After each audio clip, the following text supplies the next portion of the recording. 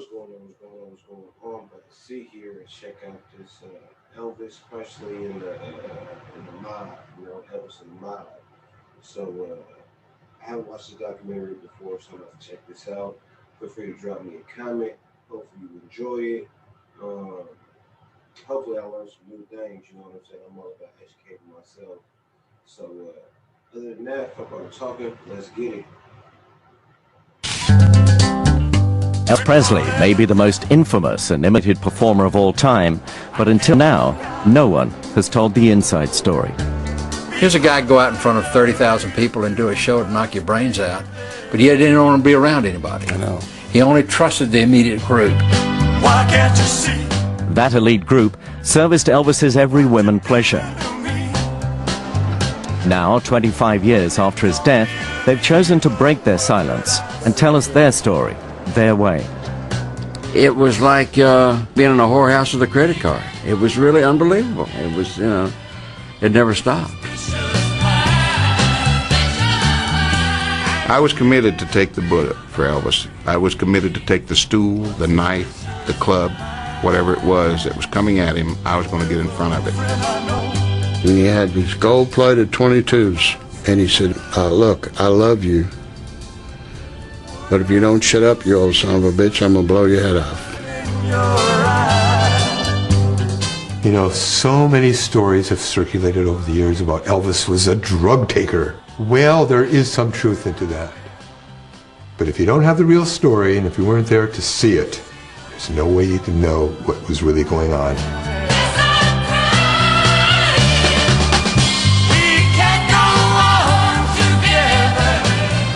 Graceland in Memphis, Tennessee.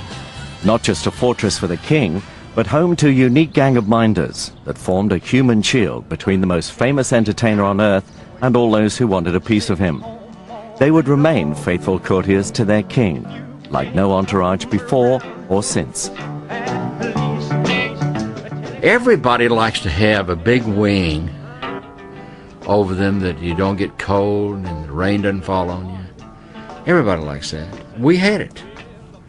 I mean, we closed those gates behind us and, outside of God, nobody could get to us. Elvis was fascinated by the power and seclusion of the big mafia families. He wanted his own private army to keep the real world at bay. Elvis got on this kick wearing suits, and we always thought that black mohair suits looked sharp. We all got into this, and black mohair suits, black shirt, black tie, like a bunch of mob guys, We get in a limousine and take off, get out of the car. It was exciting. We stayed up all night and never saw the sunshine. Our skin was, extremely white. And if we ever went out in the daytime, we had to wear these very dark sunglasses. I think there was a reporter there or somebody just wrote an article about Elvis in town and all his boys, and he called us the Memphis Mafia. And somehow it stuck. And since then, we've been known as the Memphis Mafia. Among those closest to Elvis were Marty Lacker. He guarded the king's cash. Billy Smith, Elvis's cousin, close to the king because he was family. Lamar Fike, he had the smart answer to Elvis's every question. Sonny West, street fighter, who became a trusted bodyguard. Joe Esposito, leader of the pack. He left his wife to serve the king. Jerry Schilling, college boy, who helped smooth the mob's rough edges. And Larry Geller, hairdresser and guru. I said I came home with good intentions about 5 or 6 years ago. It's very hard to explain to somebody who didn't experience that relationship in all those years. It was an exclusive club. It was an exclusive brotherhood. I mean, we were like this, regardless of whether there was resentment at times or arguments at times or what have you. There was us and there was them. And them was everybody who was not in the group. As far as the pay was concerned, money, there was basically was none. And when I first went to work for him, and I had a wife and a child, he paid me $45 a week. You had tensions among the guys at times, pairing off, if you know what I mean. I can only tell you what I felt. There was times when Elvis was closer to one individual than he was others. And when that happened, you felt almost like, you know, what am I here for, you know? I think Elvis picked his own group and he studied them, you know. I mean, he didn't just hire them right on the spot. Hey, oh, he seemed like a real nice guy, you know. You had to be around him for a while. In spite of all that I've been through. Elvis surrounded himself with guys from his own side of town, streetwise and loyal, like hardman Sonny West. Elvis and myself grew up in housing projects, government housing projects, which there was Lamar Terrace, where I was raised up, Lauderdale Courts, where Elvis was there. He did need someone, and I was athletic and everything, and a street fighter, and so it just, I mean, that's probably a lot to do with what he hired me for. Well, if I had to do it, oh, that's exactly what I do. On these mean streets, Elvis the teenager had wanted to look tough, look cool, look different from the crowd. And he chose companions who felt the same way. The way I met Elvis was in the last year of high school at Humes High School in 1953. When I moved from New York to Memphis, I still wore the same type of clothes we wore in New York. And the guys in Memphis my age basically wore Levi's, a t-shirt, and had a crew cut, except one guy, and that was Elvis. And he basically dressed the same way we dressed in New York. And Elvis was a bit of a loner back then. He had maybe 3 or 4 friends that lived in the same housing project he did, and primarily was shy, did not really come out of his shell until a couple of talent shows, and the girls started screaming. He did me this way. Oh, let's look it.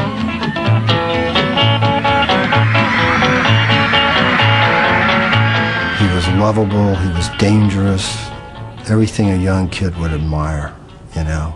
And I remember going home, saying a little prayer that night, saying, gosh, a real prayer, saying, I really wish he would be my friend. For those Memphis kids in the early 50s, Elvis offered a brave new world of glamour, rebellion, and sex appeal. When they heard Elvis's first songs out of a tiny recording studio in Memphis, they knew a revolution was approaching. Sun Records had discovered a young white singer who sounded black, and whose impact no one could foresee. You are the only one I chose. I mean, Elvis thought it'd last 4 or 5 years and be over with. You know, and it didn't. It kept on going. You know, Elvis was a very nice, humble, polite person. But, I mean, he knew who he was. There was no doubt he knew who he was. And we knew who we were. And we knew that we were part of the elite, so to speak. Unique home movies capture life on the road in the late 50s. I got a feeling for you, baby, and you're the only one who knows. Elvis did not make friends easy. He just didn't like to do it. And with us, he didn't have to do it. And with us, we all could be what we wanted to be, and he could be the same. We knew what made him tick, and he, of course, knew the same thing about us. Because I'd seen Elvis entertain, you know, as a teenager, you know.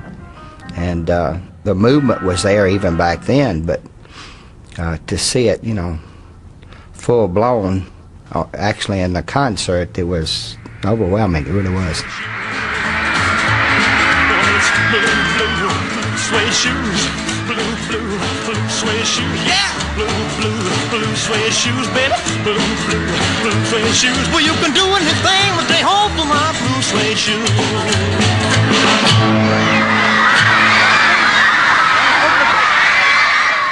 All these fans going wild, and screaming, and and I'm thinking, gosh, man, he's look here, look what this man's got, Would not like to have part of it, He was awesome, I kind of studied Elvis, I wanted to be so much like him. I was just like any other, I guess, fan when it got right down to it. I liked to dress like him, and Elvis was, to me, was just, like a big brother, too, in a way.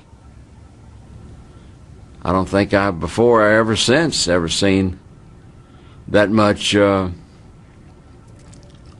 things around. I think use the term things because when I say things, it's not only women, but there's cars and money and security and it's almost like you could walk on water. It was amazing. It was you couldn't do anything wrong. We were like the disciples. Of course, I'm not comparing Elvis to Jesus, but it was the same sort of overall premise. We were the group around him. Like a ship. But this was 1958, and the U.S. still felt threatened by Russia.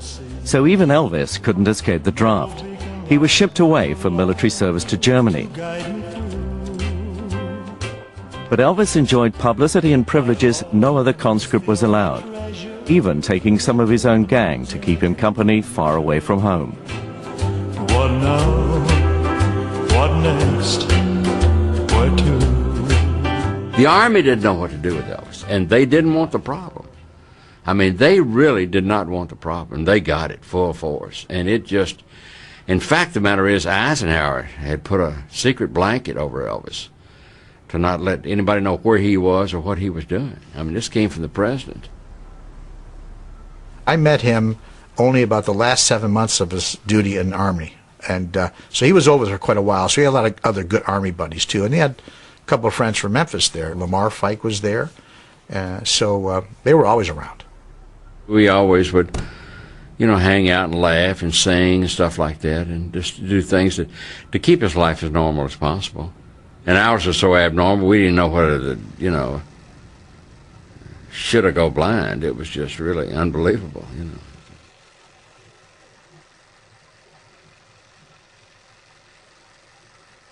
The first time I really felt I was around Elvis as a big star, we went on leave to Paris, France. Every place we walked, people were following Elvis, taking pictures of him, wanting his autograph, and that was the first experience for me of being around a big star. And I felt pretty good because I was with him.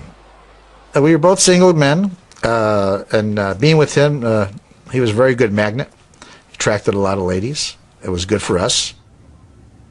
Every place we went, we went to a couple of nightclubs in the evening and met beautiful ladies, and they were all come around. We'd go to the hotel and talk and visit, and it was something new for me, I'll tell you that. The chorus line at Toledo were a group of girls called the Bluebell Girls, and they're from England. We had a table right down near the front, and we were checking them out, and I turned around to him. I said, I guess we're going to have to go on an expedition here. And he said, yeah. I like that one, that one, that one. It was like picking out, food in a delicatessen.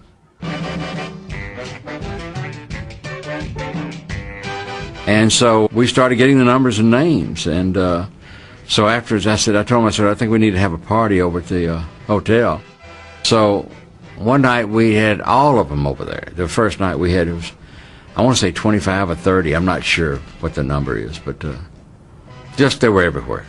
3 or 4 or 5 of us in a room together, and just, if you died, it was a good time to do it, And my phone rang, and I picked it up, and a guy on the phone said, sir, he said, it's 7:05. And I said, thank you. I thought it was the desk calling to tell me what time it was. I got into Elvis' room, it rang in, I picked up, and the guy said, sir, he says, any way you can help me? And I said, well, what do I need to do? And he said, you have the whole course line over at the hotel, and we can't start the show. And I said, you're serious? He said, yeah, we can't start the show.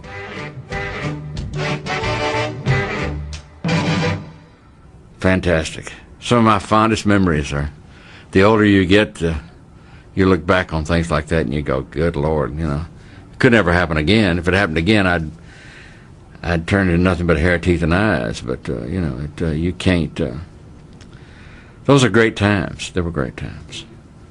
Elvis was a very funny guy. He had a good sense of humor. He was really up. You know, a lot of people thought because he was in the service he'd be depressed and not too happy, but he enjoyed his times there. I mean, he was very active, and I think he realized that the people in the Army respected him because he was a little concerned that they wouldn't like him. We had great times, a lot of laughs. We used to kid each other all the time and make fun of each other, and it was just like a bunch of rowdy guys. But when the stepdaughter of an American soldier arrived at their flat in Bad Nauheim, life became a little strained. Her name, Priscilla.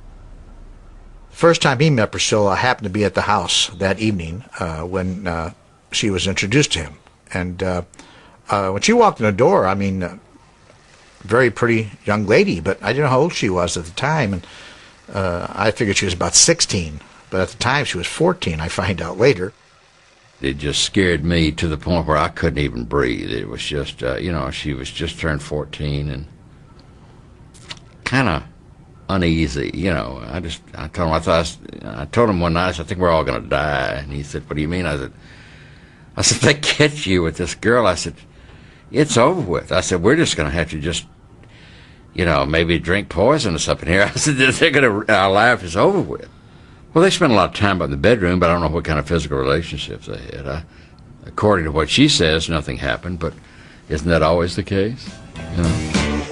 I'll forever love you for the rest of my days. After Priscilla left Germany to live with Elvis in Graceland, 8 years would go by before they got married. Throughout the time they'd spend together, before and after the wedding, she would have to put up with Elvis's numerous affairs and compete with the guys for his affection. Exasperated by him and by them, she finally left Elvis for her karate instructor.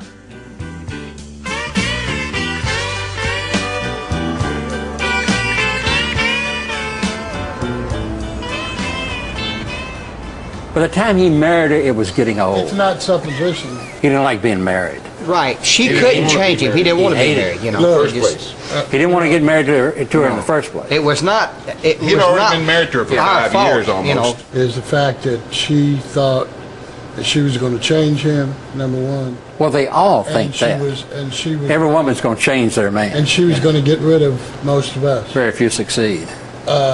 She didn't succeed and didn't really try real hard until they got married. Once she had a ring on her finger is when she tried to separate Elvis from us. Yeah. The day he asked me to be the best man, he told me, Yeah. I don't want to get married. Yeah.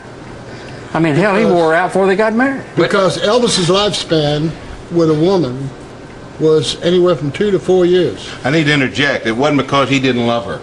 No, he cared about her. He didn't want to get married because he shouldn't have been married. He didn't want to marry. No, I know that. Yeah. That's the key. Elvis was just, he just loved women. He, you know, it wasn't a case of, he just didn't think anything about it. It was just like having a cup of coffee in the morning, you know. And then came Hollywood. Vince! Since returning from Germany, Elvis's dream was to be a movie star, the second James Dean. Hollywood beckoned, and the guys went too.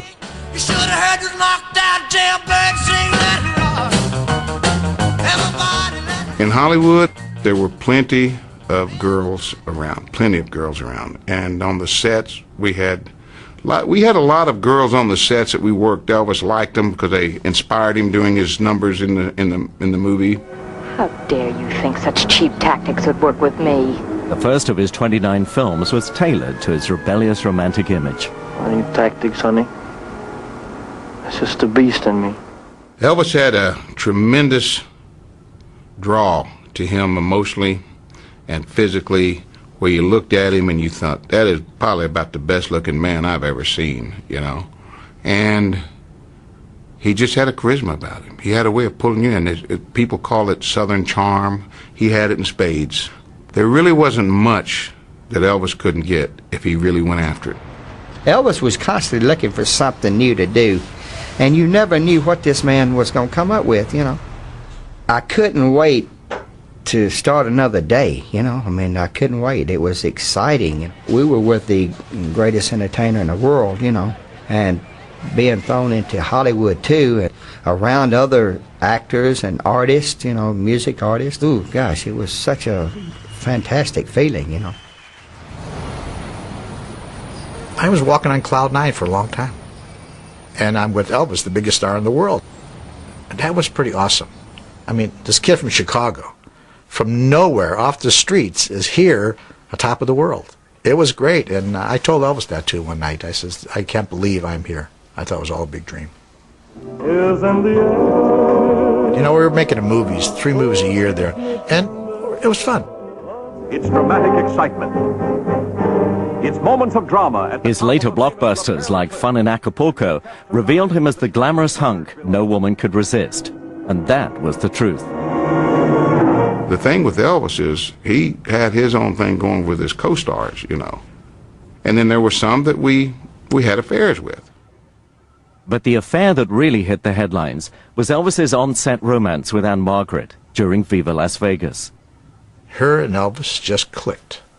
It was the chemistry was there between the two of them, and that movie was probably one of the best experiences of making a movie as far as having a good time out of all the movies. Take a real deep breath and repeat after me. Hey, hey, my baby loves me. Their well-publicized romance was good for box office and for the gang. With Priscilla tucked safely away in Graceland, Hollywood stars and starlets flocked into Elvis's arms. And the gang were more than ready to pick up the leftovers. We got more ass in a toilet seat. I mean, it was just unbelievable. You know, it really was. It was a lot of pussy. There's no way in the world you can't get what you want, because, you know, we were the keys to the city, so to speak, and as a consequence, they had to run the gauntlet. And we were the gauntlet. So, you know, it worked. Yeah, it but worked. Some of them never made it through, but they tried. Let's clarify this. Let's clarify this. We had no reality. We didn't His know. music was his reality. I mean, we would go, some days we'd be sitting down, and Sonny or Billy, we'd be sitting down and said, what the hell day is this? I mean, we did not even know what day it was. Remember that? Things were such a gale rush. We were Elvis's reality. Yeah, we were. We were his got touch outside, to the outside the world. You know, it worked. Yeah, well, we isolated him because of the fact that's what he wanted. It was by choice. You know, It was almost like Alice in Wonderland. We didn't have to really, we could stay kids. The real world was pretty frightening. And he didn't like it, and I didn't like it. None of us liked it. In the few short years since they'd left Germany, their world had become a dizzy mix of stardust, sex, and speed. And to cope with that 24-hour Hollywood lifestyle, the guys had turned to a little help from their chemical friends. Shake a hand, shake a hand. when Elvis came back out of the Army,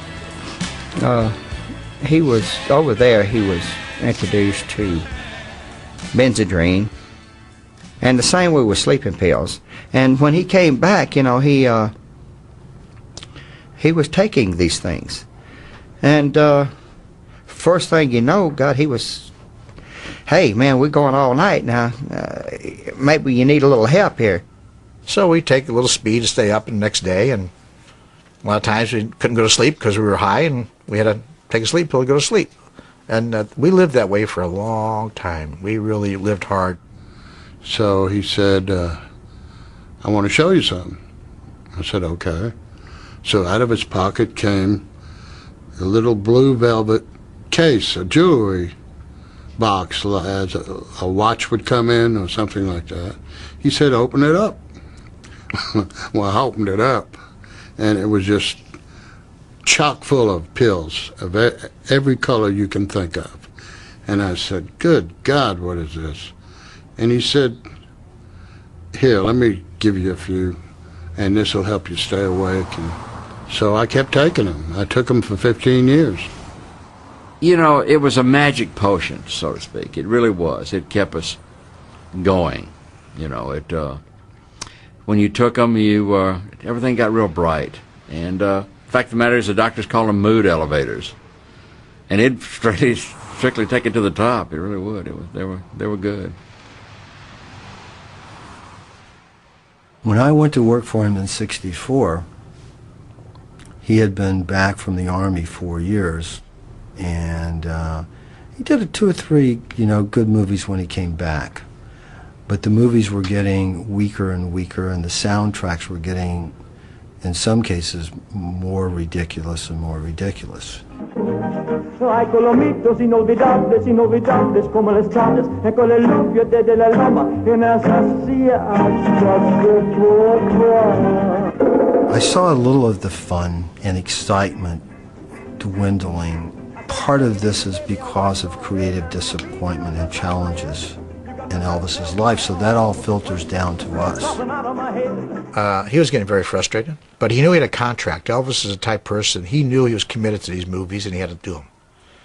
He'd be mad about it, upset, he complained to us about it, but he knew he had a commitment. That's the way he was. He was very professional when it came to that. But he knew once he finished all those contracts, he was going to quit it, stop making movies. He wasn't getting the right material, songs, recording sessions, because he was doing soundtracks. And naturally, the soundtracks, songs had to fit scenes in the movie. So they're not typical, just, give me a song and I'll sing it. So that bothered him. And it wasn't too happy times. It was tough. It wasn't as exciting as it was in the early 60s. The world has an image of the king, and rightly so. But behind the image, behind the lights and the makeup and the music, there was a real human being, a real person that had feelings that was entirely different, light years away to the image. Larry Geller was a celebrity hairdresser who joined the gang in 1964. He would drive the Memphis Mafia into a jealous frenzy over his intimate friendship with the king. Elvis had a beautiful head of hair. I mean, the man had everything. It lacked body, but he had a beautiful head of hair. He said, "Oh, great, great, great." And he swirled around in his chair. He looked and said, "But I want to ask you a question. My hair is great, but what's more important to me is this. What are you really into, Larry? What are you really all about?" It really threw me for a loss for a moment. I mean, here's a person who was totally straightforward. And I said, "Elvis, I mean, you know that I work with celebrities and I do their hair. But what's more important to me than anything else is my search for truth." My take on Larry Geller, basically at first he seemed like a nice guy. Larry was very quiet spoken. But then he started introducing his Far Eastern, what I call California cult crap.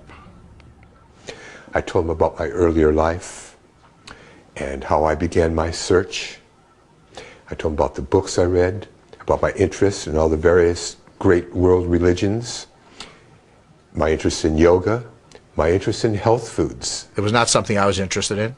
I wasn't interested in all these different philosophies of life and why we're here and all that stuff. I didn't care. I was just having a good time. And at that point, Elvis said to me, "You know, Larry, what you have to say, what you're talking about, this is what I secretly think about. I mean, I have no one to really talk to about these things. But I think about this, especially at night when I'm going to bed.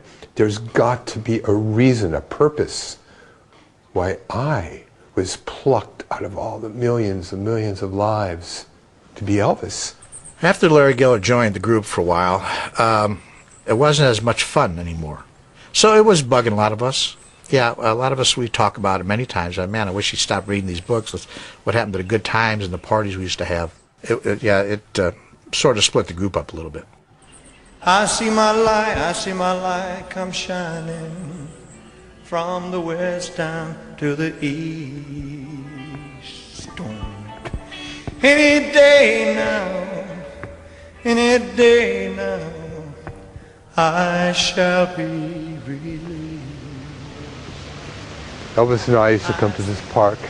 This park is like an oasis in this maddening world, and Elvis used to love to come here. And there's certain strategic positions along this path. There are little placards, little signs.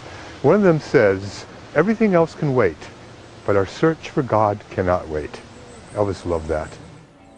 I shall be relieved. Now the Memphis Mafia would find their loyalties tested as Elvis took them into uncharted regions. We were driving from Memphis to Los Angeles to make a movie. He drove, I sat next to him. And we traveled across country on Route 66. We went through the panhandle of Texas, through New Mexico, into Arizona, and it was just about sunset. And the sky was iridescent blue. And all of a sudden, Elvis said, "Look, look, do you see what I see?" And I looked in the sky. There was a little cloud. It doesn't matter who would have been sitting next to Elvis, they would have saw what he saw. It was a definitive picture of the face of Joseph Stalin with the big eyebrows and a mustache. I said, "Wow, yeah, I see it. Yeah, look at that." And Elvis says, "What the hell is he doing up there?" I said, "I don't know." And I looked at Elvis, and all of a sudden his jaw dropped, his eyes opened wide, and he gasped for breath. He went,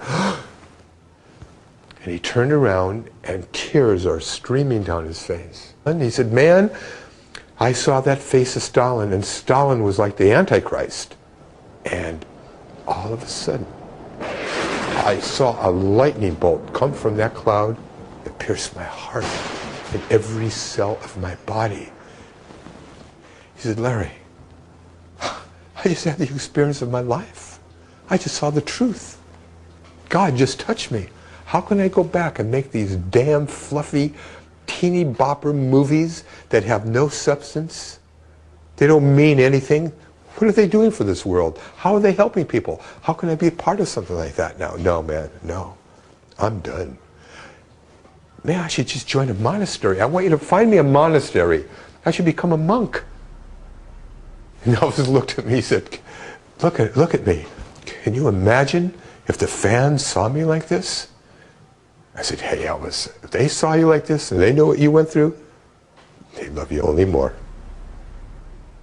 He just wanted to know about all different kinds of aspects of life. He was always searching for something. We didn't know what it was, but as life went on, we realized that he wanted to know why he was here. Why was he picked to be this person? But Elvis's navel-gazing never lasted long.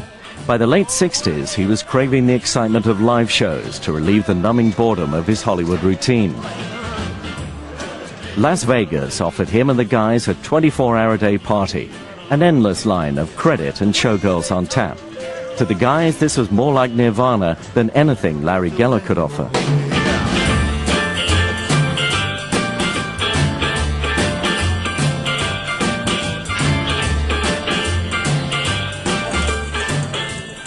We had a thing in the group. We used to call everybody outside the group normals. Oh, it's just a normal I met, you know. And the reason you call them normals was because such they were. They were normals. They had this thing that they did it like 9 to 5, and we didn't, you know, you just didn't associate with them. Well, since my baby left me, I found a new place to dwell. We were like bats. When the sun started coming up, we thought we would probably turn to ashes.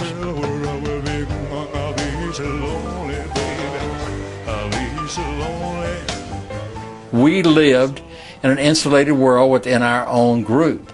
Somebody said that Elvis really never left his bedroom. Well, he didn't. Elvis would get on his airplane bedroom and go to a hotel bedroom, and would go from a hotel bedroom to his Graceland bedroom. So Elvis would just go from bedroom to bedroom.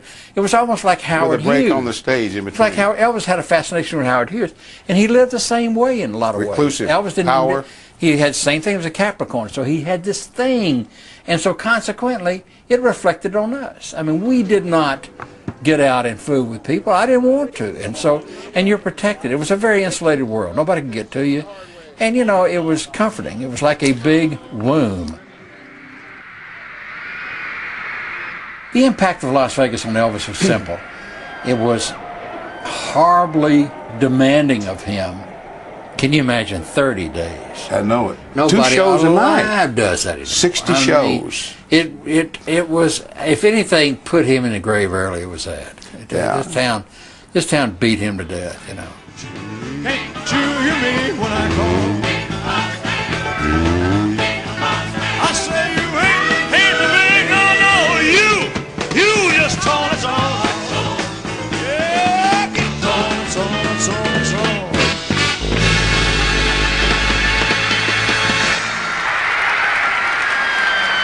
But when he cranked these shows out like this, the monotony of it became so unbelievable that, you know, a lot of times he would do a show and not even remember what he did. Yeah, the energy he expended. And what he did to keep himself going was absolutely, I think, the key that opened the door to these problems. I mean, he's the one that started experimenting with the downers. We had a thing called Place-A-Dels.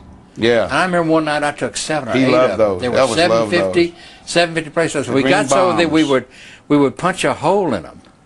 Make them act fast. Drain the stuff come out of it. They were hypnotic. They were hypnotic. These things, when you took them on an empty stomach, oh. anywhere from 20 minutes to 30 minutes, you just all of a sudden just go out. You hear a hum. You just go out.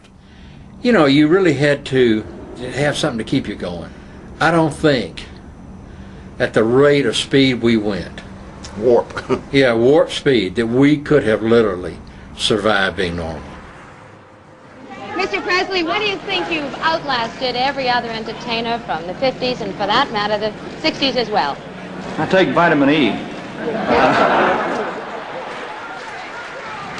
Are you satisfied with the image you've established? Well, the image is one thing, and a human being is another, you know. So it's very hard to live up to an image, I'll put it that way. Elvis's image was the inspired creation of his manager, Colonel Tom Parker. But to the guys, the Colonel was a threat. He had dictated Elvis's Hollywood roles in the 60s and was now pushing an exhausted Elvis through an even more grueling schedule in Las Vegas, raking in millions with one hand while tossing it away with the other. Colonel Parker probably was one of the most degenerate gamblers I've ever known in my life. I like to live up to my reputation of being a nice guy. This is it, folks. He played roulette and would put chips on every number. In a period of an hour and a half, he lost over $1.25 million. I turned around and looked at him. I said, "You know, you got to be wealthy." I said, "Good God." He said, "Well, it all works out in the end." From a jack to a king. The great precipitation of problems with Elvis and the Colonel was over his gambling. And Elvis believed toward the end, that the reason he was playing the hotels was trying to pay off the Colonel's debts. From a jack to a king. With no regrets, I stacked the cards last night. And Lady Luck played her hand just right. You made me king of your heart. It was getting difficult because a lot of us were married now, had kids, and we were there partying. We weren't there just to get away to relax. We were out having dates and different girls everywhere, and little by little, it was getting back around different ways to them, and it was causing a lot of problems among all of us. You know, I got divorced because of it, and some of the other guys, and you know, Priscilla left Elvis because she found out about all our playing around. They were married, and we were single, basically what it was. It was tough. It was tough for them, and I could understand everything that they did and how rotten we were. I mean, we really, really were bad. When we first got married and all, it was tough. It really was. And it made it very difficult for me and Joe, you know, because she sees Elvis as a threat. She can't understand his hold over me, you know. She wants me all by herself, you know.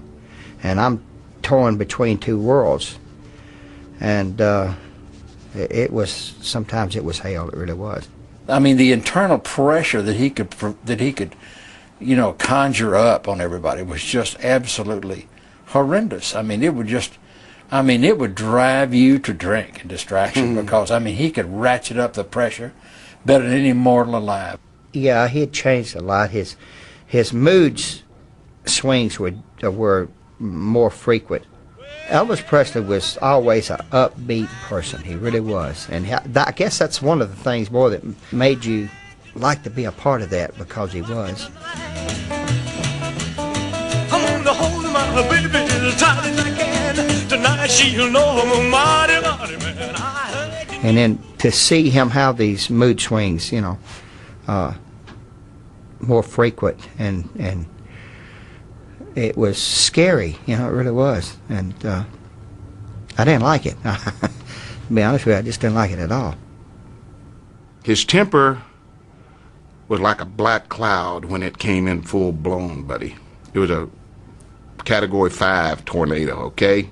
It just covered all the area around, the whole room.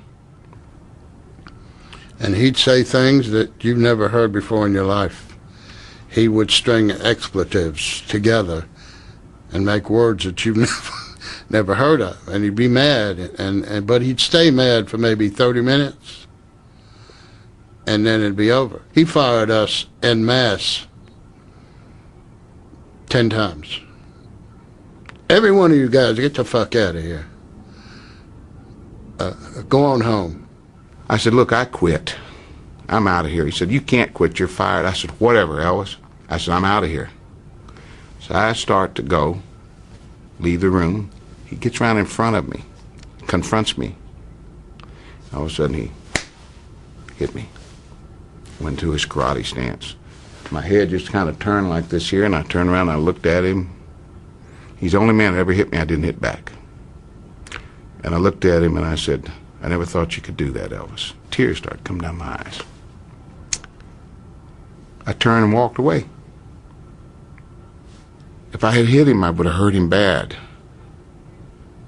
Michael, I hit awful hard. My whole fighting situation was hit hard and fast and put him down. And I loved him too much to hit him, but like hitting my brother, you don't. If you could see you through my eyes instead of your ego. Whenever possible, Elvis would go home with the guys to Graceland to enjoy the bizarre privacy of his retreat. Walk a mile in my shoes. There's a walk a mile in my shoes. Yeah, before you abuse. I think the old story is, you know, walk a mile in his shoes and see things through his eyes really is true. I think that, that Elvis saw things we didn't see. He saw problems that we didn't see because he looked beyond a certain point that we didn't look. Because he was really the sole supporter of everything and everybody. And I think that all the things, medications, things he was involved in, changed his personality. And I think it made him a little meaner. And you had to deal with that.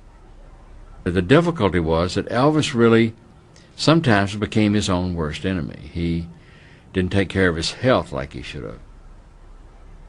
I remember Elvis in 1957, 56, 57, he would eat crisp bacon, sliced tomatoes, mashed potatoes and gravy, and sauerkraut, believe it or not, and mix it all together and eat it, and loved it.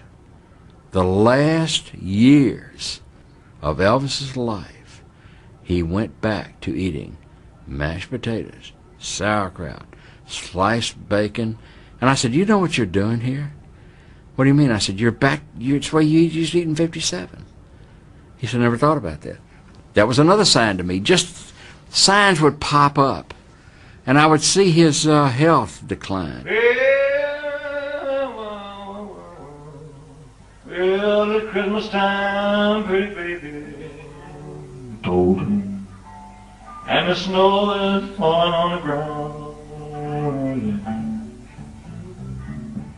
At night, even at the house, we'd sit and watch TV all night long. Or the TV would be on and the sound would be off, and we'd be talking, or we'd be playing music.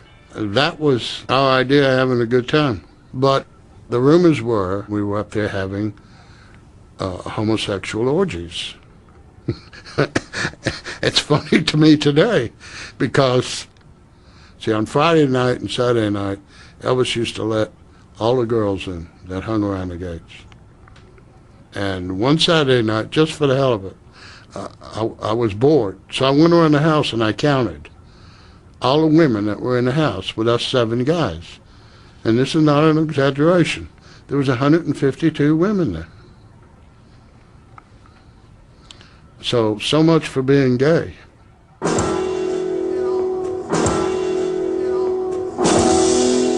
know the landlord rang my front door. All the guys took very well care of him. You know, we weren't getting big amounts of money. We did decent living, but he paid for everything. He'd buy a new car, bonuses after all the tours, everything we did. A vacation together, first-class vacation, pay for all first-class travel. We had everything. Money, honey, money, honey, if you want to get along with me. The guys lived high all through the 70s, and Elvis helped to pay their debts. He even bought them the houses they lived in. But the king didn't need to buy their allegiance with gifts. He liked to share his wealth and his good times with all his friends and people. And he loved giving gifts away. When he got famous and had made a lot of money, he enjoyed sharing his wealth with other people. He loved to see people's reactions on their face when he gave them something they would never expect to give.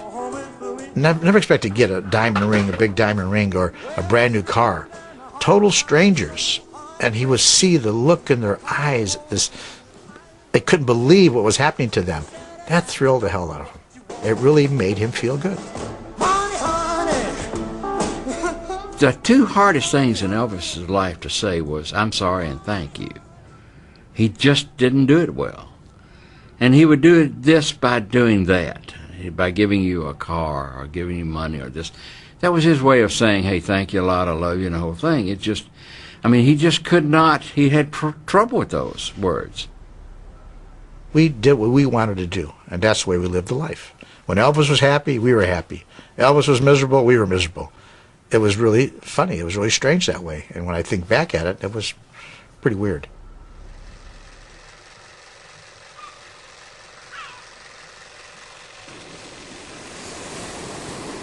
Elvis was very unpredictable. When you thought you got to know Elvis, the next day you'd meet a different guy. But that same person could be a very physical, outgoing guy's guy, and this could go on for a couple of years. Fighter, tough guy. And about the time you bought him a gun for Christmas, he was into Bibles.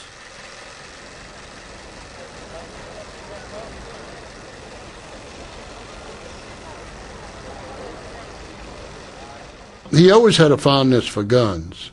We used to, as an example, even in the very early 60s, we used to go snake hunting. There was this lake near Graceland. We'd take shotguns. One time, he almost shot Joe Esposito.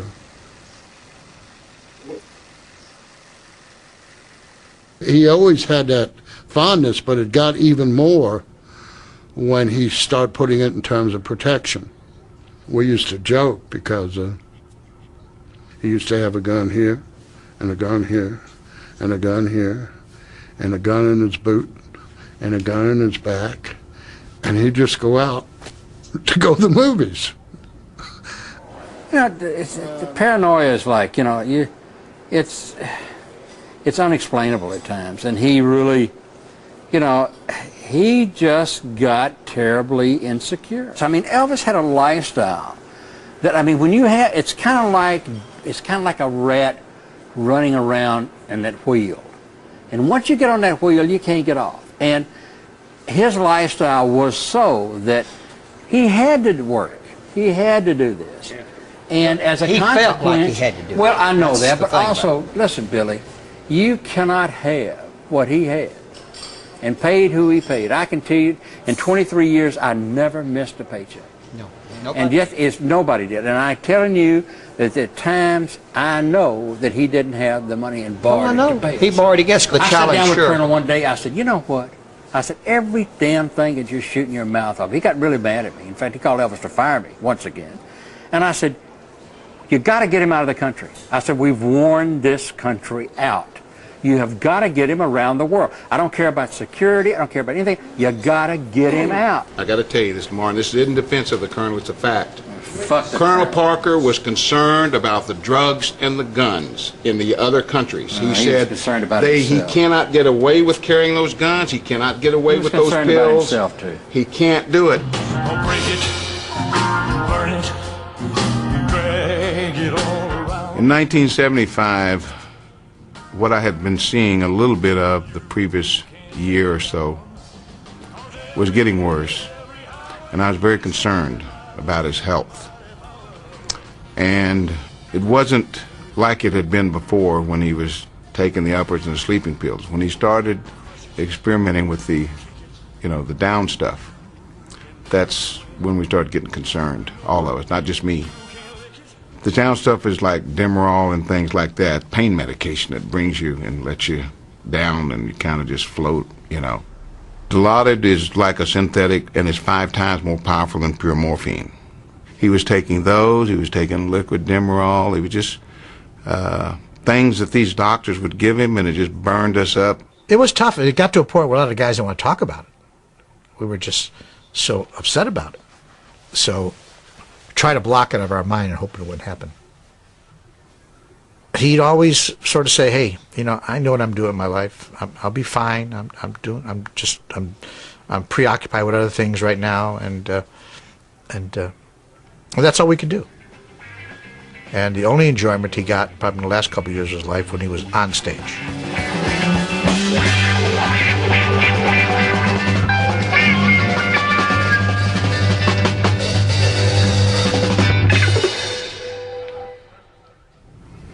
I think there was too much pain in Elvis at that point, from going through divorce and wanting to be back with Priscilla, not being able to tour overseas. His health was giving away. He did not want to admit anything was wrong. He was Elvis Presley.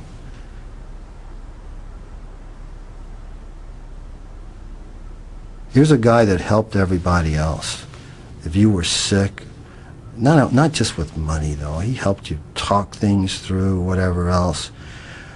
I don't think he got the reciprocal from his friends, I get pissed off, and I get pissed off with the people that help contribute to it, and not just the doctors, and not just the guys that got the stuff to him, but I get pissed off at Elvis. He was a smart man, he knew what he was doing, but he denied it. Well, hello there. It's been a long... These rarely seen holiday movies from Lamar Fike capture the last carefree days the guys ever spent with Elvis. How am I doing? Oh, well, I guess I'm doing fine. The last vacation in March of 1977, we all went to Hawaii. We had a great time. He was in a great mood. He was out there on the beach having a good time. He was overweight at the time, but he was smiling. We thought, hey, this is a good chance. He did clean his act up for about 30 days or more. But then all of a sudden, boom, right back again. We were all very frustrated. But we all could do. Only thing we could do is that we can't. He's 42 years old. You can't force this man to do anything. People say, why did you guys have him committed? How could I have him committed? He's 42 years old. I can't have him committed. His father couldn't have him committed. You can't prove he's crazy. So your hands are tied. Your hands are tied. Elvis had a lot of physical problems that were really eating away at him. He had glaucoma. He had hypertension. Do you know that every night after a show, his blood pressure would shoot up to 180, 200 every night? And that's a tremendous strain on the heart. Elvis had a spastic, twisted colon. I can't tell you the problems that plagued him because of it. How uncomfortable he was, and how his body, especially the lower part of his body, started to blow up and balloon. So the doctor was giving him medications every night to go to sleep. And I say medications, euphemistically, we're talking about poison. That's really what it was. Elvis was abusing them. He's responsible, but he's also a victim. The combinations of these drugs were lethal, no question about it. So I ran upstairs. I go into the bathroom, and Elvis had fell over. He was laying on the floor. I turned him over, and I knew he was dead. I just knew it. His body was found on the floor in an embryonic position with a book clutched to his chest. Elvis died reading about Jesus. It was the Memphis Mafia who helped bear the weight of Elvis's coffin at his funeral. Lord, the things I've seen and done, most of which I'd be ashamed to tell. I don't know how it started. That's what makes a man, I guess. When Elvis died, it was like a train stopping. I know for about a year after Elvis died, I couldn't hear. I was almost deaf. It was like, they say that the accident doesn't kill you. It's the stopping that kills you. And the stopping, it stopped. It went to a screeching halt.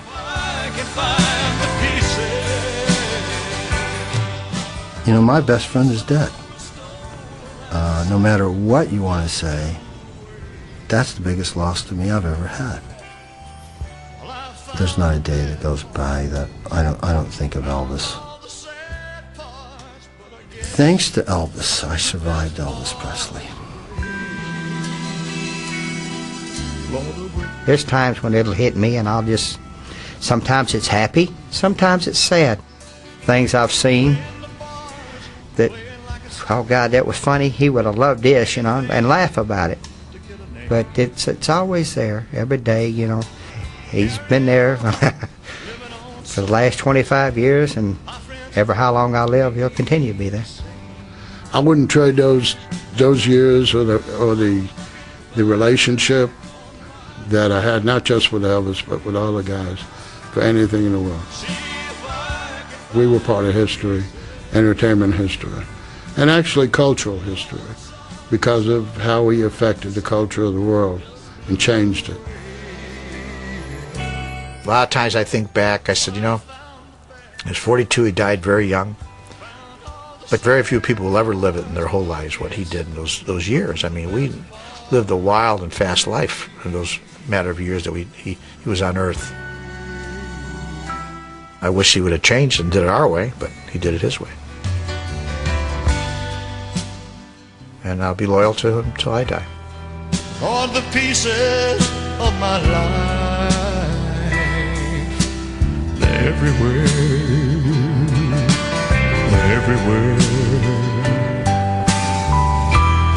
And the one I miss most of all is you, and you know who. Looking back on my life, Lord, see if I can find the pieces.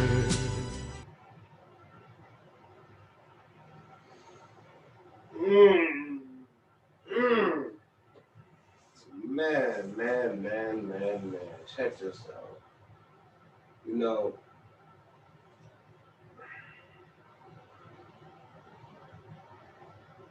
That was interesting, I will say.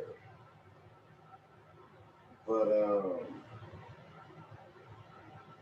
I feel like those dudes just didn't get the goddamn point. Now, I'm no Elvis Presley at all. But like the dark shit that they speak of and the mood changes, I can relate to that. And the reason why I have those feelings is because I have a lot of people that rely on me mentally, financially, and that shit is just draining it's draining as hell sometimes. You know what I'm saying?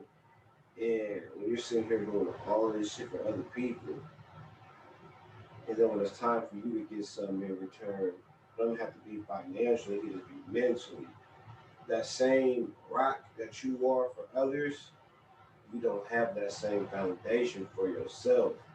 You are your own teacher, which makes your mind think all day long, which takes you from here and here and here. 1 minute you want to be like this, 1 minute you want to be like this. It's all mental, and and I can understand that. You know what I'm saying? I can understand that, and it's not the drugs. It's the absolute search of something. You know, people think when they're searching for something, they think they know what they're looking for instead of just leaving it at searching for something. You don't know what it is. At the end of the day, nobody here has the answers. You know what I'm saying? Nobody here. Nobody in the church, nobody on the street, not me, not Elvis, not you. We don't have the answer. We really don't. A lot of this shit is just before our time. Everything is before our time. We don't even know what time this is. We're just here. You know what I'm saying? Um, but I can really dig the mood swings though. Cause you motherfuckers was leeching off of him. You know what I'm saying? He's taking care of y'all. Um, and every scene I'm hearing party, party, party, party, party, party. You know, you got more ass on the toilet seat, but this man still has to produce on stage. You know what I'm saying? This man still has to produce on stage and take care of y'all and please the world.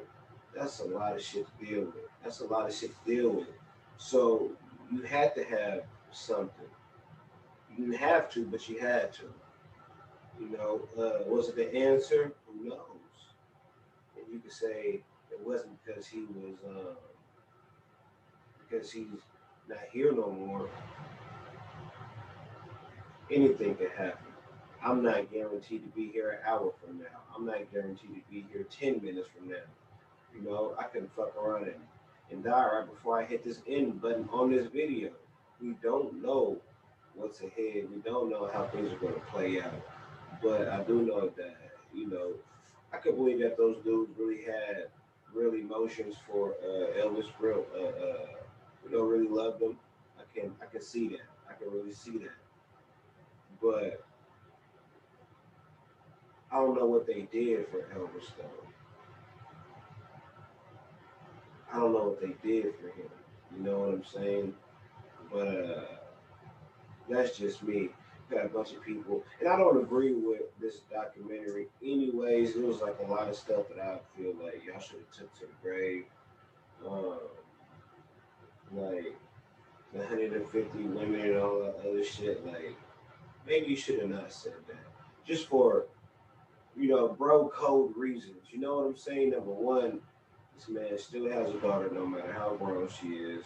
He still has a family, still has fans. And if you enjoy that experience so much, keep that shit to yourself. You know what I'm saying? Uh, but I will say this. The account when Elvis had passed away in the bathroom, I didn't hear like three different accounts from like three different people. This person found him, this person found him, no, this person found him. But that Memphis Mafia, they was little weirdos too, just a little bit like it was like a group of men full of emotions because Elvis was searching for something, and these motherfuckers just went out to party. You know, Elvis trying to find whatever he's trying to find, and y'all just want to party. And when he ain't partying, he's trying to better himself. You motherfuckers is mad. And to me, that's emotional man is never a good thing. You know, you can have your emotions for the right incident, but shit like that, that's not worth the time. But drop me a comment most definitely. Let me know what you think. But I will be checking out some more documentaries ASAP.